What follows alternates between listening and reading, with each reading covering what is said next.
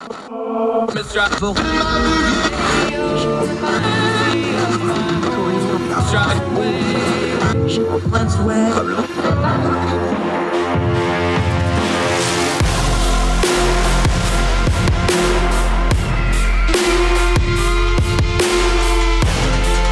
your host, Andrew Donaldson.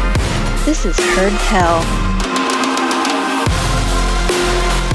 Welcome back to Heard Tell, folks. I'm Andrew Donaldson. Glad you're with us. We appreciate you giving us the most precious thing you have, your time. We're not going to waste a minute of it on this Tuesday, April the 5th, year of our Lord 2022 continues to roll on. We're enjoying spring. We hope wherever you and yours are across the street and around the world, we find you well and happy, and things are going well for y'all, because there's a lot of hot mess in the world we're going to talk about today. We're going to try to turn down the noise of the news cycle on a couple really important stories. We're going to go back overseas. Vladimir Putin isn't the only problem in Europe. Wannabe dictator Victor Orban, who's also a darling of some certain media on the right in the United States of America, won a re-election. We're going to talk about what that means. Also, we always try to end on a little bit of an uplifting note.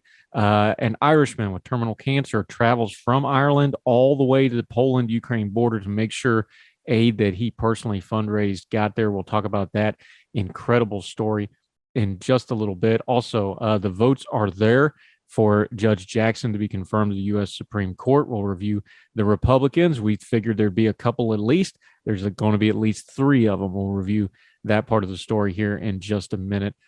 Also, one of our favorites, she's back, Sarah Stook, historian, friend of ours over at the UK. She writes in electionsdaily.com, our good friends over there that does a lot of election work, but she does these wonderful history pieces.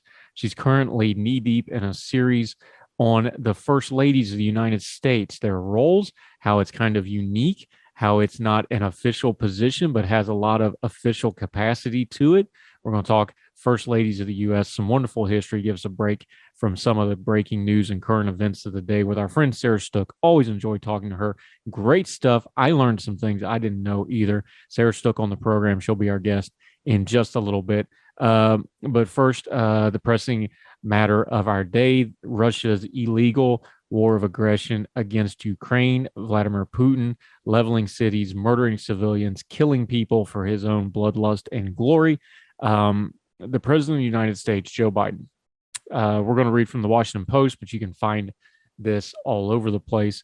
President Biden on Monday joined the chorus of world leaders who have said reports of mass killings in the Kiev suburb of Bucha constituted a, quote, war crime. He used that term, vowing to hold Russian President Vladimir Putin accountable for the apparent atrocities in the Ukraine.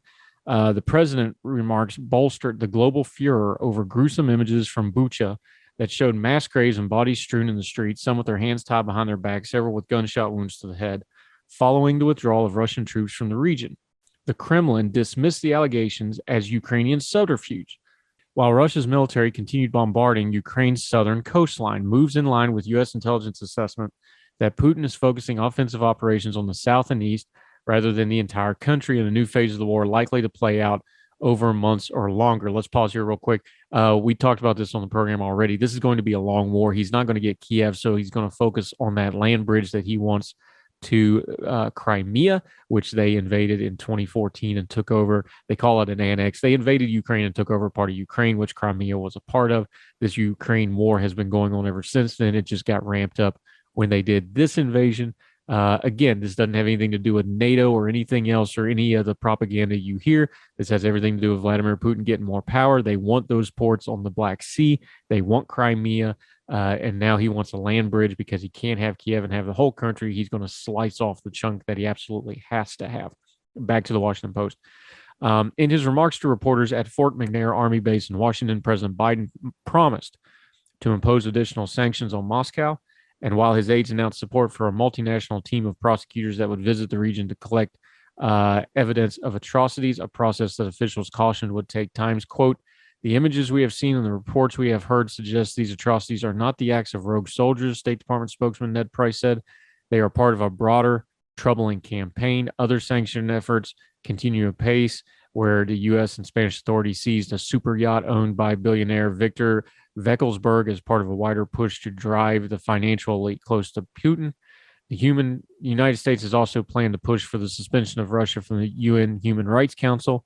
UN Ambassador Linda Thomas Greenfield said on Monday the suspension will require 2/3 votes of the 193-member General Assembly and is a move reserved for countries that persistently commit systematic violations of human rights. It goes on to talk about Britain is with us on this. France and Germany expelled scores of Russian diplomats on Monday over the horrific images.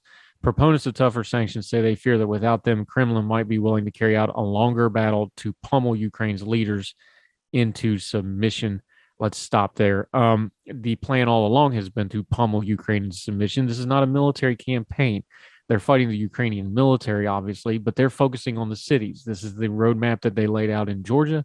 This is the roadmap they've laid out in Chechnya. This is the roadmap they did in Syria.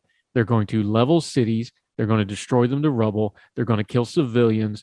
They're going to rape, plunder, and pillage and destroy to get the population to bow the knee to Russia. Remember, the point of this invasion is not just what they say it is. It's because they think Ukraine should be a part of Russia. It should be one and the same. Vladimir Putin has said this plainly. They had this big Nuremberg-like rally in Russia just a few days ago that we covered, where they chanted it and sang it, Russia, Ukraine, one country. They don't mean it in a good way. They don't mean it in a merger. They mean it as a hostile takeover. Putin said the Ukrainians don't have any national identity. They're not a real country. Word for word, he said, they're not a real country. They should be part of Russia. They've always been a part of Russia, but they're not, and they're paying for it in their own blood right now. I completely support our president in calling this what it is. These are war crimes against the people that are suffering, and we should call it what it is. This is World War II evil level stuff. And the stuff since World War II, we haven't done a real good job as a people. That's both America and as a globe in dealing with really harsh things. Things like what happened in ethnic cleansings, like in Serbia, like in Darfur, like what's going on with the Uyghurs in China right now, what goes on in Indonesia. There's many, many examples, and we don't do a great job of it sometimes. This one's glaring. Here's us an opportunity to do a good job on it. And it starts by getting the terminology right. These are war crimes. Vladimir Putin is murdering people to get his geopolitical aims done. And those aims are all glory and power for himself and what he thinks his country should be. We should call it what it is. They're war crimes. They're crimes against humanity. They are evil as anything we've ever seen throughout human history. And we should say so plainly, loudly, and with great repetition, so that history records that we knew what it was when it happened, and that there was people that stood up and said what it was when it happened, or else that history will judge us very, very harshly. More Heard Tell right after this.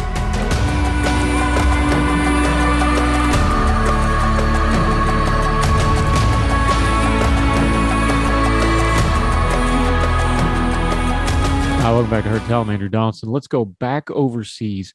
It's not just Putin that's a problem in Europe. Victor Orban, we've covered him on the program before. He has been in power in Hungary for a long time now. He just won a pretty convincing re-election in recent days over there. Orban is one of those guys we have to pay attention here, because there's certain folks on the right in America, especially the national conservative right, and folks like that who really want to hold him up as a model. He should not be held up as a model. He puts things like family values and Christianity and other things in front of some really not good and questionable stuff that he does. He's cracked down on the freedom of press. He's cracked down on the freedom of speech. There is all kinds of accusations of corruption. There is all kinds of accusations of how he has worked the election system to make himself pretty much unbeatable in elections, which look like it played out here. But there's also plenty of people in Hungary that support him, so let's not overblow it here. He is very much somebody who is at best problematic, and at worst somebody who could do some real evil in the world if he got enough power to do so. So let's get a little perspective on this. We're going to go back overseas. Timothy Garton-Ash is writing in The Guardian, and he puts it this way. It is a bitter irony that just as we learned some of the worst atrocities in Russian President Vladimir Putin's war of terror against Ukraine, Putin's closest ally among EU leaders, Hungarian Prime Minister Victor Orban, is reelected partly because he turned that very war to his own political benefit. I'm reading from The Guardian again. As well as exploiting all the advantages he has already built into a heavily rigged political system, such as gerrymandered constituencies and overwhelming media dominance, Orban won by telling Hungarians that he would keep them out of this war and that their heating bills would stay low due to his sweet gas deals with Putin. In his victory speech, the Hungarian leader listed the opponents is in quotes here, he had defeated. Listen to this list very carefully. They included the international media, Brussels bureaucrats, and the Ukrainian president, Vladimir Zelensky, who has criticized him fiercely for his opposition to the weapons supplies and further sanctions that Ukraine desperately needs. So he tells us exactly who his enemies are, and friend Putin has hastened to congratulate him on his famous victory. If the Hungarian six-party opposition coalition led by the Marquese, I hope I'm pronouncing that right, has won, Hungary would have become a staunch Western ally in the face of Russian aggression, as other Central European countries such as Poland and the Czech Republic are proving to be. Russians go home, some youngsters chanted at the very end of that discontented opposition wake in Budapest, recalling a slogan from the time of the Soviet invasion of Hungary in 1956. Walking back at midnight across the deserted Heroes Square, I recall how in that very place in June of 1989, I had heard a young, seemingly idealistic Orban himself call for the withdrawal of Soviet troops from Hungary. Yet now the aging cynic is flatly refusing to let Western arms supply pass through Hungary in order to help the Ukrainian army send the Russians home. I wonder what he sees when he looks in the mirror. Skipping ahead in the piece, this is the nut of it. But here's the problem, reading from The Guardian, Ash writing. Faced with the latest evidence of the barbaric behavior of Russian troops in Ukraine, Europe needs to step up its sanctions against Putin. When Orban refused for back-to-back summits of NATO and the EU in Brussels last month, his government sent an email to all Hungarians who had signed up for a COVID vaccine saying that, quote, proposals were put on the agenda against which Hungary's interests had to be protected. His government would never allow weapon supplies to go through Hungary to Ukraine, nor sanctions to be imposed on the 85% of Hungary's gas and 64% of its oil that comes from Russia. In response to the Bucha atrocities, EU leaders such as French President Emmanuel Macron are now calling for more sanctions, including on Russian oil. Self-styled realists may argue Brussels has to stay soft on Hungary in order to keep Orban on board for the common front over Ukraine. Europe should now get tough with both the Russian enemy without and with the Hungarian enemy within. But can it and will it do both at once? Here is another dilemma on this dark, depressing weekend that has presented to a deeply shaken Europe. That's Timothy Garden Ash, historian and political writer and Guardian columnist writing from Hungary. I've got his answer for him. No, they will not. They have very little power over authoritarians. That's how we have the mess with Putin right now in the first place. Again, there are elements on the right in America that want to hold this man up as an example. He is not. He is just as bad as Putin in a lot of ways, although he is more subtle and has killed less people. He is nonetheless just as authoritative. And just because he puts family values and he does culture war stuff on front of it and talks about things like that that tickle your ears doesn't make him any less of a tyrant. I don't have a buzzword that's ever going to make me forget somebody's a tyrant, and Victor Orban's a tyrant.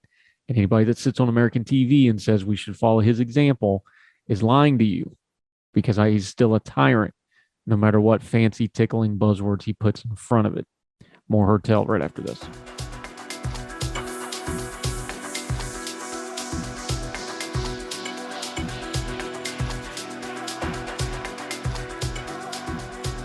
Oh, she is back. Fan favorite, including with some of my children. Sarah Stook, historian, writing at elections.daily.com, one of our favorite websites that we partner with them frequently. She does a lot of history stuff. She's writing a series on first ladies. Sarah, how are you? I'm good. Thank you for having me on again. Thrilled to have you back. Thrilled to be talking about this topic because I find it so interesting. Put a little context on it because, of course, you're over there in England. U.S.'s system of government is unique in a lot of ways. How does the role of a first lady play into that? Because they're not elected to office. They don't really have any actual power. And yet when you go through history, they have a ton of influence. They have a lot of state functions as far as representatives of government go, as we'll get into with some of these stories you're going to touch into. Just compared to other countries, the status of the American first lady, what is it and how does it come across? Well, it's definitely different to here. You know, the spouse of the Prime Minister doesn't really get much attention. I mean, our current spouse, Carrie Johnson, gets quite a lot of press because she's seen as a bit interfering rightly or wrongly, and she's nicknamed Carrie Antoinette. But yeah, in America, it's so different. You've got first ladies who were very, very political, like, Hillary Clinton. And then you've got first ladies who use their role as hostess to a T, like Dolly Madison. You can so many ways. And if you've got the ear of the most powerful man in the country, you can use that. And they're there to be the nice face. First ladies have much better popularity ratings than their husbands generally, because they don't get into the nitty gritty.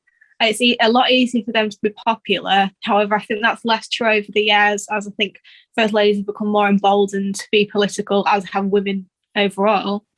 Yeah. You mentioned her, so let's just start right there. Dolly Madison, kind of the first, I don't know, call superstar, but certainly one of the ones that actually got a little bit of legend around her for a couple of various reasons. How much of it is true? How much of it is historical? How much is it myth and legend, the things she did? Of course, we understand the time period she was in. Talk about Dolly Madison for just a minute.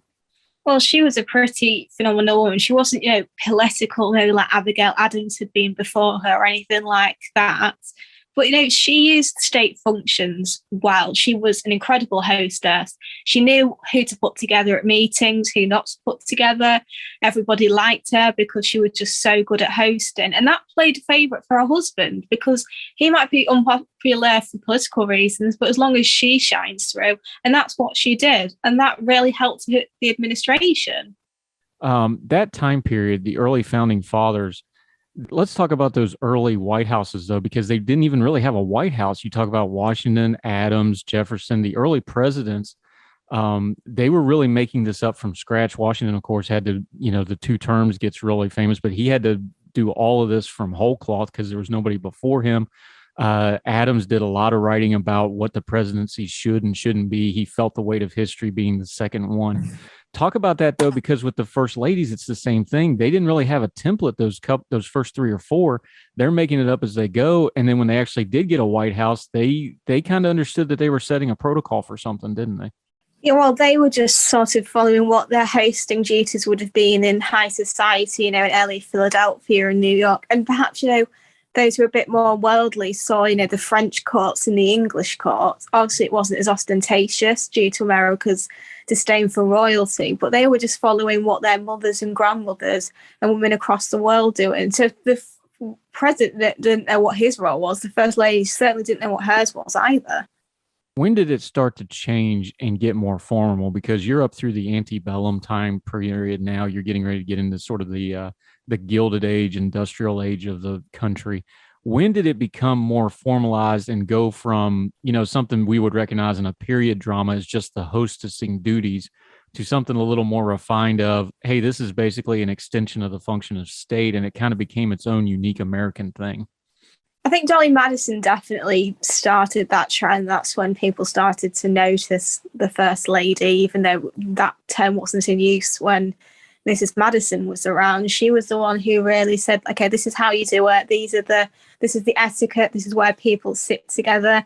She was definitely more of a hostess than her predecessors. I think, Jefferson's wife had died, so it was his daughters that helped.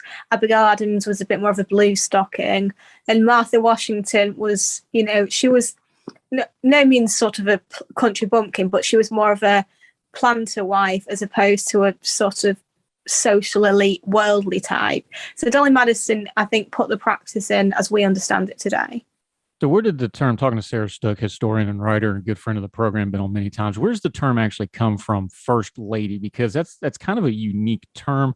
It's been used in other areas, obviously, but when did that become the nomenclature for the president's wife or the president's spouse? I think it's definitely within the past, century. I think, it was a term. It would be presidential spouse, or I think it was Martha Washington wanted it to be Mrs. Presidentress, which didn't really catch on, as it shouldn't, because it's not a very snappy title. So it's definitely sort of a new thing. Like, it wasn't called the White House until Roosevelt's time, for example. It's sort of a new vernacular, like first family, first child, even first pets. Yeah, you'll probably have to do a pet one of these at some point too while you're at it, because there's some good stories with that. Talking to Sarah Stook. Okay, you mentioned the elite. You mentioned France. we actually had not a first lady, but a first lady and everything, but name Elizabeth Hay, one of the Monroe children, very Francophile or whatever that fancy term for that is, to the point went to school with one of Napoleon's stepchildren and actually ended up moving to Paris and living the rest of her life in France. But she served as the de facto first lady and hostess of the White House. That's a pretty interesting story. What happened there? Well, like you said, educated in France, brought, French je ne sais quoi to the White House, which, isn't always popular, especially when she was acting like royalty, which, again, they didn't appreciate. But, if we go even as close to us as Jackie Kennedy, she was extremely inspired by the French, much less so in hosting, but she was a huge Francophile who also studied in France. So I think the old world definitely influenced the new world when it came to hosting. Sort of, oh, look at us, we are worldly, this is how the Europeans do it. Now, one that was on these early ones that I don't think I've really heard talked about and or mentioned much at all, but Martha Randolph. I find this really fascinating because people know the stuff about Jefferson. They know the Sally Henning stuff. They know Jefferson's wife died. Talk about Martha Randolph, though, because you dubbed her kind of the unifier. She was a presidential daughter, obviously. This is somebody who hadn't been talked about a lot in American history. I didn't really know anything about her other than just the name until I read about you, but very interesting character. Exactly. I mean, back in sort of the olden times, if a queen was no longer living or couldn't, a daughter or a daughter-in-law would take over, and we would see that with first ladies. Jefferson's wife said to him, please don't marry again, because she'd had very bad experiences with her stepmother. So Jefferson agreed, still raped slaves, but hey.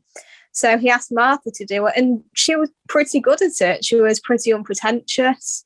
She was a very pretty girl, married, lots of children. So, children running around the White House, for example. I believe she had 11. So, she didn't slack when it came to the childbearing, and she did live through all of it. Unfortunately, her sister died in childbirth, age 25. She sometimes helped out as well, which was unified because she knew exactly how to do it. She'd been doing it from such a young age because her mother died when she was fairly young. So she knew exactly what she was doing. She was sort of trained from birth in a way a lot of first ladies weren't. How much influence, when we're talking about these presidents and their first ladies, and in some cases their daughters, we've marbleized these guys, the Jeffersons, the Washingtons, the Adams, they're statues now, they're legends. Doesn't studying this angle on it with their wives, their family lives, the way they ran their household, which is just kind of the mundane day-to-day stuff. Jefferson kept very detailed notes on how Monticello was to run, things like this. I find this a great way that kind of humanizes these guys because they're more myth than men to us now. And I think this really seems to humanize them in a lot of ways because they had to have interpersonal relationships with all these people, didn't they? Exactly. I mean, Thomas Jefferson, obviously, we remember him as quite, serious, quite a bit dull. Remember him, badly for the Sally Hemings affair. But, he did love his wife. He didn't actually marry again, which he said he wouldn't, though you can sort of skirt around how he also skirted around that.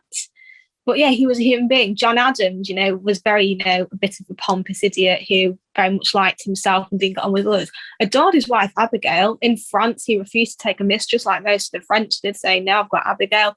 He listened to her ideas, also didn't always agree with them because time period, her feminist ideas probably weren't too popular, but he did love and respect her.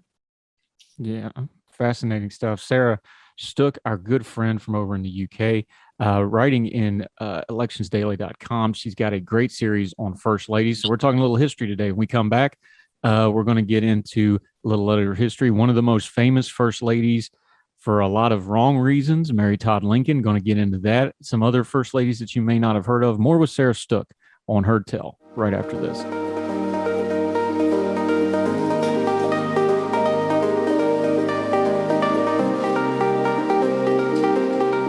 Welcome back to Heard Tell. We're continuing our conversation with Sarah Stook, our good friend over in the UK, historian, writer. She's writing about U.S. first ladies. Okay, just the dichotomy of it is amazing because we mostly think of Lincoln as our greatest president or one of the greatest if he's not number one.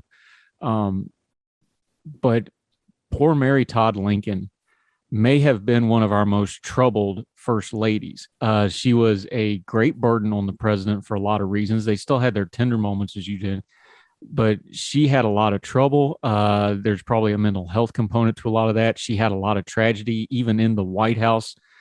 It's just amazing that one of our greatest presidents at the same time, on top of a civil war, had this absolutely tumultuous home life with his wife. I think she's very sort of cruelly remembered as Lincoln's crazy wife. There was an episode of Glee where one of the characters made fun of Mary for being bipolar, which I remember was very controversial. This was like a decade ago, so I can't imagine it would be done now. She, definitely had some problems. Obviously, we can't be armchair psychiatrists, can we, and say, okay, yeah, she definitely had this or that. But she was a very troubled lady. You've got to think of the time where mental health was extremely poorly understood. Women were just seen as hysterical, so everyone thought, oh, she was just a bit of a hysterical woman. And it's quite sad, really. She was a very intelligent woman. She was a very loving wife who was devoted to her husband and her children. But history remembers her as, oh, yeah, she was put in a lunatic asylum. She was living with the Civil War just as much as her husband. She had family fighting for the Confederacy, even though she was a firm unionist and much more of an abolitionist than her husband was.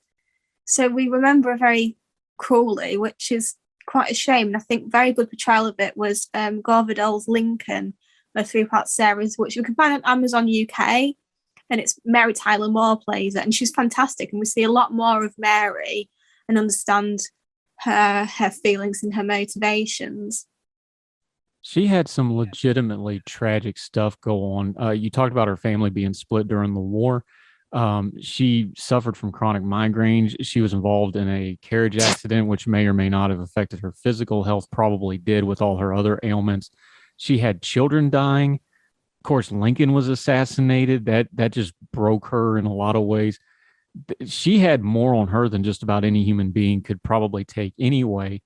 How should we view her? I know you say it's probably unfair because history's like that, and Lincoln is so great. It's probably, part and parcel with Lincoln being so great that, he's flawless to a lot of folks.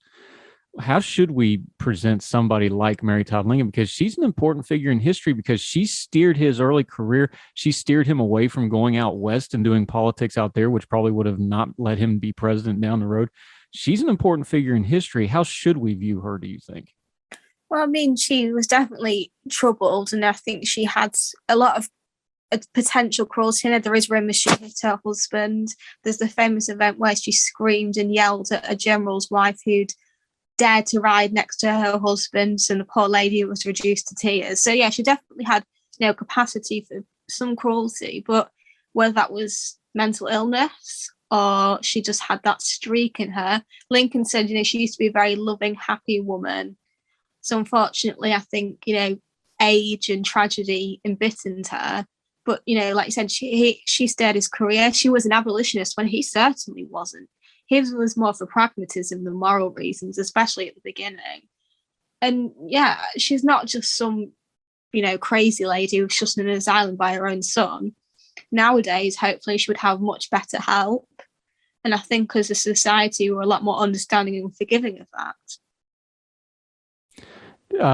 From somebody who was very troubled to somebody who was complicated and adapted, I found when you wrote about it, a president we don't talk about a whole lot, Rutherford B. Hayes, his wife Lucy. We talk about, nowadays we use the term activist a lot. She really was an activist in a lot of cases, and then she had to kind of adapt herself to the politics of the day and the White House, and she still seemed to have a very strong relationship with her husband. Talk about Lucy Hayes a little bit. Yeah, everyone just mocks her as Lemonade Lucy, who, didn't allow wine at the White House, etc. I mean, we've still had two two-toler presidents. Trump didn't. He saw his brother die from alcoholism. Bush suffered from alcoholism and now doesn't drink. But back then, prohibition, temperance was extremely popular, especially among women. They saw husbands coming home drunk and idle, beating their wives and not working, and thought, this is a societal problem. And she was far from the only one. And she was extremely intelligent. First lady to go to college. She was extremely intelligent, so much so that Rutherford B. Hayes was both admired her and was a bit scared of her for being so intelligent. She probably would have got supported women's suffrage if she'd lived longer or been in a different time period. She wasn't absolutely perfect on race, but she definitely was very strongly abolitionist and spoke out for civil rights. She was a pretty remarkable lady who's just gone down to, she didn't like to drink. And she's the forebearer. Before her, first ladies were maybe very intelligent, but they weren't, highly educated, as it wasn't expecting women to. But look, several of our most recent first ladies have either got law degrees, PhD, or graduates. Yeah, amazing, isn't it? Talking to Sarah Stook, a little bit of history. Okay, here's one that I love and I've actually studied a little bit. Julia Grant. Grant, of course, speaking of drinking problems, Grant had himself one. Lincoln famously told when the generals tried to get Grant fired, he famously quipped that, "We'll find out whatever brand he's drinking and I'll give him more and give it to all the other generals because he fights." But when you look at history, the only time Grant drank was when his wife wasn't around. It's very amazing relationship. Julia Dent was her maiden name. Talk about her very fascinating woman, her family background, and then she got connected to Ulysses S. Grant, who, to put it kindly, was a failure at pretty much everything he did that did not involve the army until the Civil War kind of revived his life. Talk about her a little bit. She was born pretty much to refinement. Her family owned slaves. She grew up very pampered and well off, but she always said, she had a very happy childhood. Her brother was at West Point with Grant and said, "You need to meet this guy. I think you would get along." But obviously they clearly did because they got married. But his parents wouldn't attend the wedding because they were staunch abolitionists and one of the very few presidential parental couples who were still alive when the son became president. So they said, "Oh, you're marrying into a slave-owning family. We've got nothing against Julia. She's fine. But we don't want you marrying into that." And conversely, his father-in-law liked him but said, "I don't think you can provide for my daughter in the way I want." And during the Civil War, when he offered Grant, come to the Confederacy, and Grant said no, Mr. Dent just didn't break off ties because he was so close to Julia. Now, when he gets to the White House, Ulysses S. Grant, of course, the great war hero, very troubled presidency, a lot going on. In fact, the term for corruption in the White House for decades after that was Grantism. Some of that's unfair. Some of it is fair. We can parse that out some other time. But a tumultuous presidency for somebody who was kind of a living legend. How did she handle her actual time in the White House? She obviously, her husband was very much known for his corruption, as you said, and probably only skated through because he was a war hero. She just said, "Okay, I'll ignore it." And she just got on with it, which, to be fair, there's not really much she can do about it. She may be associated with him because his wife, but she's not political, so she's safe in that respect. So she just sort of got on with it, as many first ladies do. Look at Hillary Clinton during the impeachment and the Lewinsky scandal. She just said, "Okay, I'm just going to crack on with being first lady." And that's sort of a hallmark of many first ladies, going through very hard times without problems. And that's probably how she was raised. You've got a wife and a mother never perturbed by anything. And famously, Grant was practically broke when he died, but he was fighting throat cancer. There's a famous picture of him sitting on the porch in the Adirondacks writing his memoirs. One of the great memoirs, by the way. If you've never read Grant's memoirs, go find it, read it. But he finished them right at the time of his death, and it restored his family's fortune. And she had quite the post-White House career. She kind of became sort of a consigliere to future first ladies, the Cleveland she was very close to. She had a very, very successful post-White House career, advocacy-wise, and just being kind of a who's who in the Washington circles, wasn't she? I think, when I write about her, there was just so much I wanted to give in, but, you couldn't do a whole piece on her. And there's probably first ladies I'll write about in the future, the ones like Jackie Kennedy, who I just read a biography of her, who had the most amazing post-White House life. Hillary Clinton, her political career. There's so much you want to, jam into it because, well, there's so much to do. But it's an article about first ladies. So to be fair to them, I will write about more what they did in their time as First Lady, but we maybe associate Hillary Clinton more with politics, but, Julia Grant, she will always most likely be a First Lady as opposed to anything but. Yeah. All right. I've been saving it because this is one of my favorite things you wrote in the first 4 series of this, but you talked about it before. Mary Todd Lincoln was a little hard to get along with. You talked about that ride, her excoriating the general's wife for riding too close to Lincoln. Julia Grant was there for that. She saw that. She tried to intervene. She got her head bit off. And that kind of intersected with one of the most famous things that has ever happened in American history, didn't it?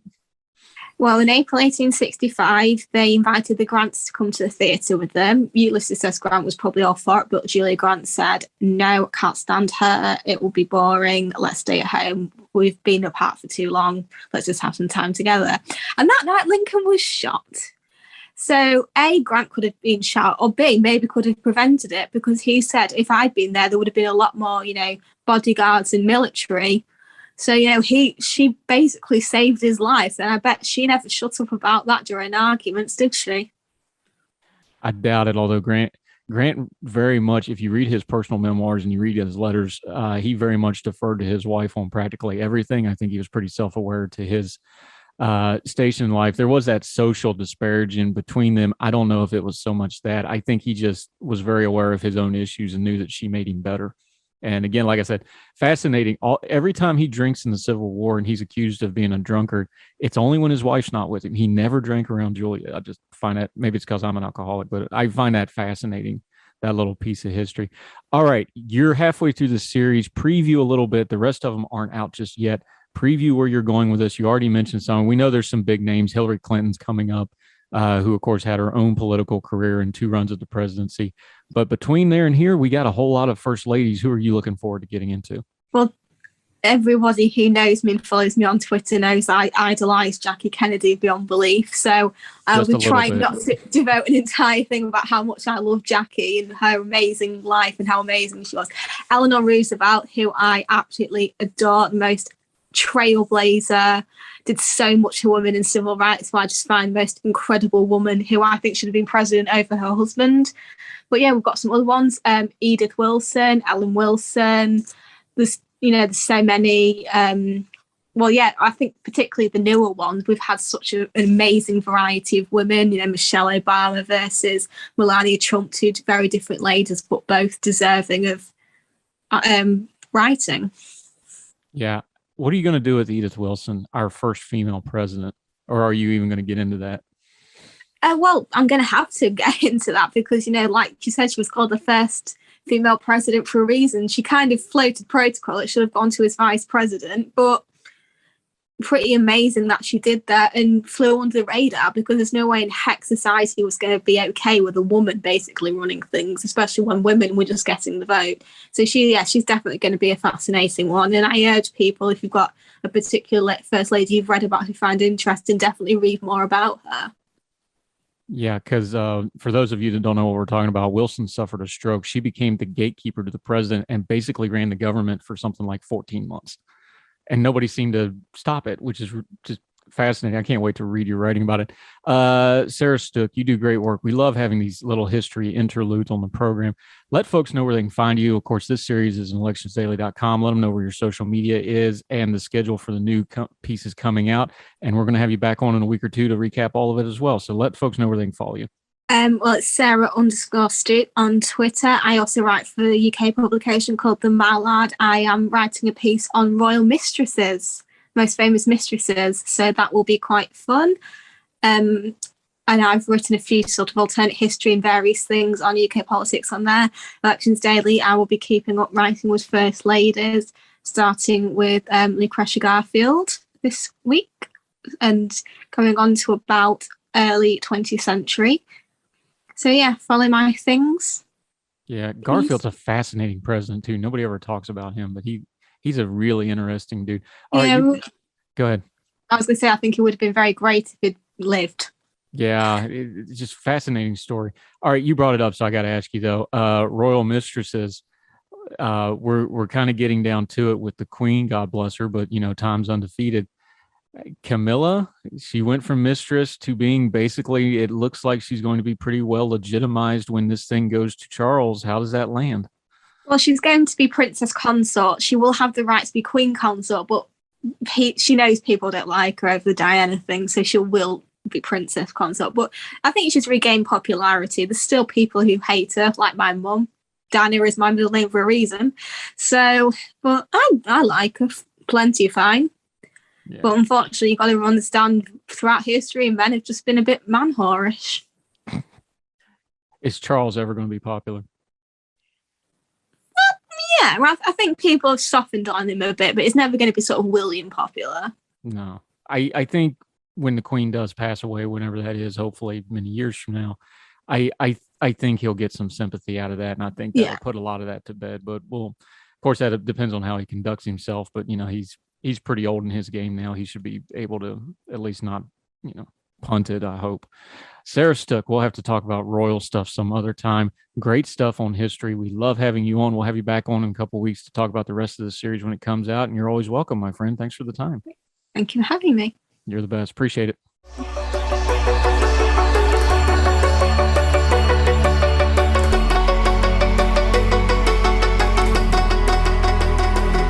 Welcome back to Heard Tell. Quick note here. Something that we've been watching and monitoring a bit. Ketanji Brown Jackson, the Supreme Court nominee, we've covered it extensively. We've talked to our friends like Em Carpenter about her. She now has at least 3 Republican votes. That's more than enough to make sure her nomination goes through. That's pretty much what we predicted. We predicted she would pick up 2 or 3. So far, Susan Collins, Lisa Murkowski of Alaska, and Senator Mitt Romney have come out and said they will vote for her.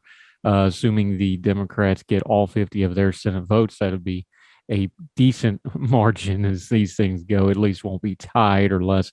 So as predicted, she will sail through. Her nomination for the Supreme Court will go through unimpeded. Again, this was one of those things you just needed to turn down the noise on. She was going to get confirmed. There was no major red flags here. There was nothing that said she was not qualified. She was qualified. There was machinations in the hearings. They wanted to bring up the sentencing of certain people for things like child pornography and other things. I would encourage everybody to just read those things yourself. We've covered them here. We've covered them in ordinary-times.com. We've actually pulled up some of those rulings if you want to read them. You need to be careful with the noise on these things. So you get things like Senator Josh Hawley, who desperately wants to be president but never will be, railing about her giving easy sentencing guidelines to folks. Of course, you can go back to when he was in positions like that and also gave out easy guidelines when he was an attorney general and a district attorney and things like this. These things go deep. Don't just go after the buzzwords. Don't just go after senators sitting on a dais railing against people who can't really fight back because they're sitting up on the dais, and the person trying to get confirmed is just trying to get through the hearing so they can get on their seat and get on with their lives. These things have become dog and pony shows. Nothing really important happens in them. It's all theater for fundraising and these sorts of things. We should find a better way to deal with our judicial nominees, but that's not what we have right now. We have a government that likes to do kabuki theater, especially when it comes to the United States Senate. But long story short, everything that we thought would happen happened, and Judge Jackson will now be Justice Jackson in the coming days. We hope she does well for the country and wish her well in her role, like everything else. When she's right, we'll say she's right. If we got a disagreement with her, we'll say so as well. She has a lifetime appointment, so keep that in mind. But she is going to be a justice on our Supreme Court, and we wish her nothing but the best because that's what's good for the country. We'll see how it goes. I'm sure we'll disagree with her on some things. I'm sure we'll agree with her on others, and we will keep our bearing either which way. More Heard Tell right after this.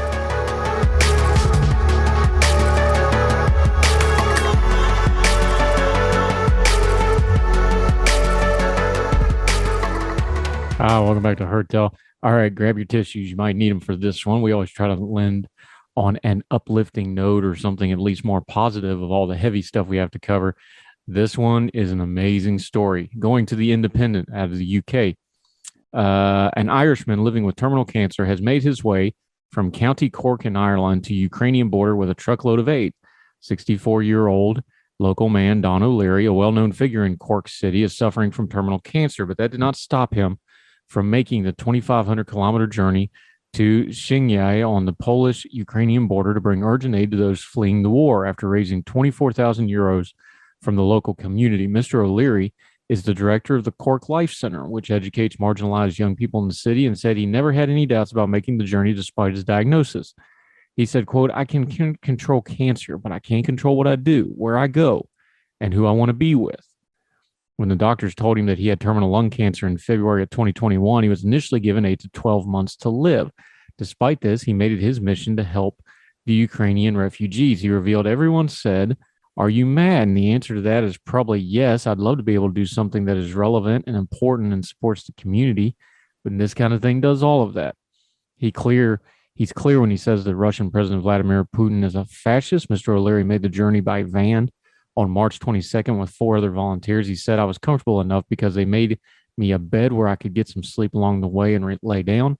During the time, he was regularly in contact with the young people in the Cork Life Center he works with. He took questions from them while on the road and tried to communicate what he was witnessing. One question, he says, stood out, quote, what was the difference between us going to Ukraine and the people coming out of Ukraine? That hit hard. They left their houses behind, he said. They may never get to go back. It strikes you. That is your life. 3 suitcases, women and children. In every war, they come off the worst. An amazing story. This man has terminal cancer. He's not letting it stop him from doing the right thing. There's other stories, other people in Ireland that have drove all the way to the Polish border, taking aid straight there. These stories are all over Europe. Of course, here in America, folks are doing fundraising and putting things together. Humanity wins out, and the best of humanity shines in the dark hours like this, especially in a conflict, like what's going on in Ukraine. That'll do it for Heard Tell today. So glad you were with us. We so greatly appreciate you. We always want to make sure we take time and tell you thank you. You're giving us the most precious thing you have. That's your time, and we're never going to treat it lightly. We're always going to work hard to make your time worthwhile here. That's why we try to turn down the noise of the news cycle, bring you knowledgeable guests, bring you folks things you actually want to hear about, things you want to know about, and try to do our very best to give you a good show. Until we see you next time, we hope you continue to subscribe and share our program. If you're on any of the platforms, podcasting platforms, YouTube channel, the Facebook page with our Big Talker Network's radio partner, make sure you're leaving comments, make sure you're leaving ratings, make sure you share the program. We don't do advertising here other than word of mouth and what we advertise on the show itself. We greatly appreciate it. If you want to reach out and contact us, heardtellshow@gmail.com. You can also find us at Heard Show on the Twitter. My Twitter handle for the fire and the Twitter handles for all our guests are always on the lower third screen graphics for you. Make sure you're following and supporting them. We got some really amazing guests coming up. People that's going to challenge your thinking, people you probably don't agree with, people that you're going to learn things from, because I have people on that challenge my thinking and that I learn things from that I didn't know. This ain't the Tickle Your Ears show. This is the Grown Folk Talk show, and we're thrilled to bring it to you. So until we see you tomorrow on Heard Tell, wherever you and yours are, across the street or around the world, we hope you are well. We hope you're well fed. Talk to you tomorrow on Heard Tell. All the music on Heard Tell is provided under a Creative Content license from monstercat.com.